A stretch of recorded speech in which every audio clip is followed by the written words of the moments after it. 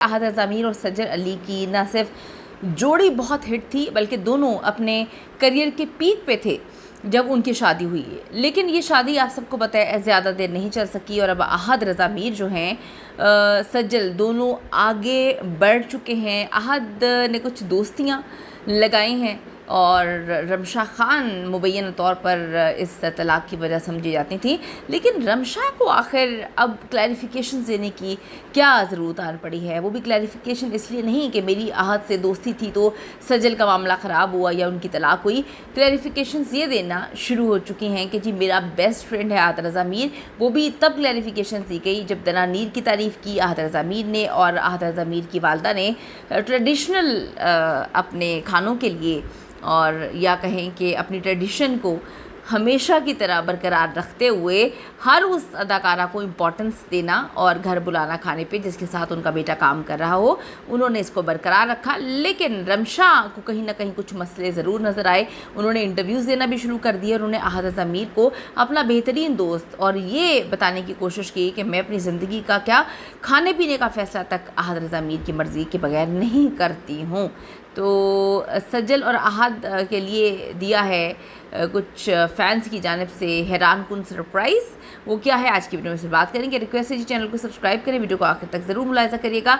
आप देखें कि शादी देर तक नहीं चल सकी, आज तक उन्होंने वजह नहीं बताई। लेकिन जो रमशा ख़ान है जिनके बारे में कहा जाता है कि मुबैना तौर पर इन दोनों की कुर्बतें बेहद बढ़ चुकी थी क्योंकि आहद और सज्जल की तलाक़ के टाइम पर या मामला जब ख़राब हो रहे थे सेपरेशन के टाइम पर जो ड्रामा कर रहे थे उसमें रमशा ख़ान थी और उनकी वालदा बड़ी इंपॉर्टेंस दे रही थी रमशा ख़ान को। तो लोगों को बड़ी अजीब चीज़ें नज़र आईं।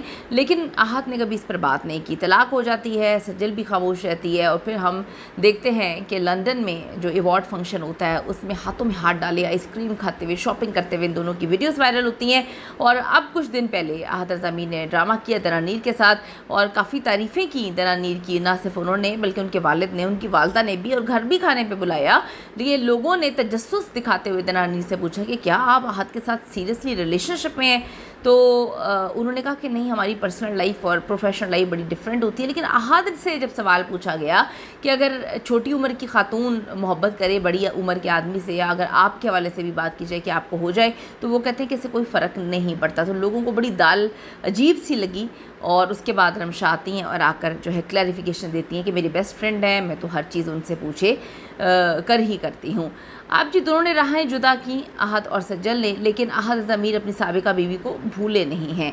आहद रज़ा मीर की सज्जल के साथ जोड़ी बड़ी हिट थी, शादी हुई, 3 साल तक अफेयर रहा।